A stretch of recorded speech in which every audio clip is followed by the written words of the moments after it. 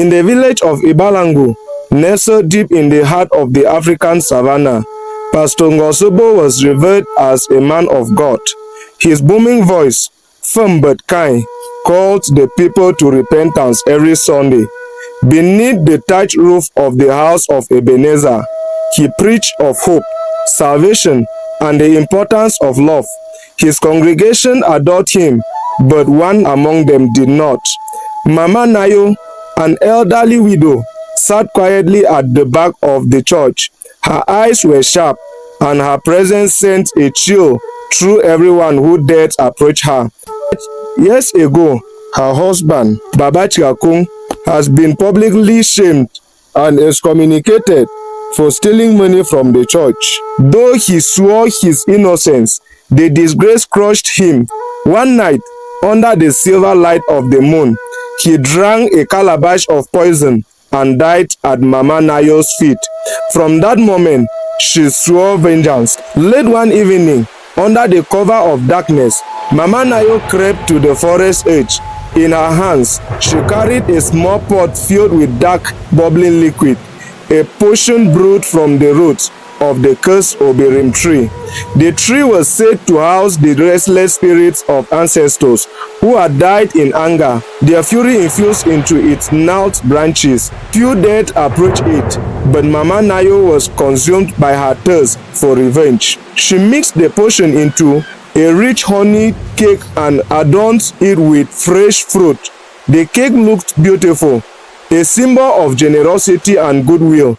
Early the next morning, she arrived at the church, her face hidden behind a wide-brimmed veil. Pastor Ngosobo, she said, with a sugary smile, holding out the cake, I made this for you as a token of my gratitude for all you do for us. The congregation murmured their approval. Pastor Ngosobo, unsuspecting, took the gift with both hands. May the Lord bless you, Mama Nayo, he said warmly, unaware of the malice behind her kind words. That evening, as the sun dipped below the horizon, Pastor Ngosobo placed the cake on his dining table, ready to share it with his family.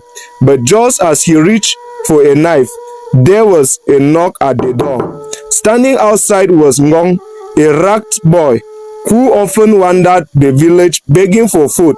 His eyes wide with hunger, looked onto the cake. Pastor, please, he whispered, his voice trembling. I haven't eaten for days. Moved with compassion, Pastor Ngosobo handed the cake to Ngong. Take it, my child, he said. May it fill your belly and bring peace to you. Ngong ran off, clutching the cake, his heart leaping with joy. He found a quiet spot near the forest edge and stole into the soft, sweet layers. But as the first bite slid down his throat, a strange sensation overtook him. The air grew cold. Ngong's hands trembled as his stomach twisted violently. He gasped for breath, but his lungs felt heavy, as if filled with water. His vision blurred, and shadows seemed to dance around him. Suddenly, a piercing scream echoed from the forest. It was not human, it was guttural, chilling, a sound that made the hairs on the back of the neck stand upright. The villagers, who had been setting in for the night, froze in their tracks. Ngong collapsed to the ground, his body convulsing, his eyes rolled back, and foam bubbled at the corners of his mouth. In his final moment, he felt a presence, a cold, oppressive force wrapping around him like a shroud. And then silence. But it was not over. As the moon rose high in the sky, casting its pale glow over the village, strange things began to happen. The wind whispered through the trees, carrying voices, low hissing, unintelligible. The livestock grew restless, their cries echoing through the night.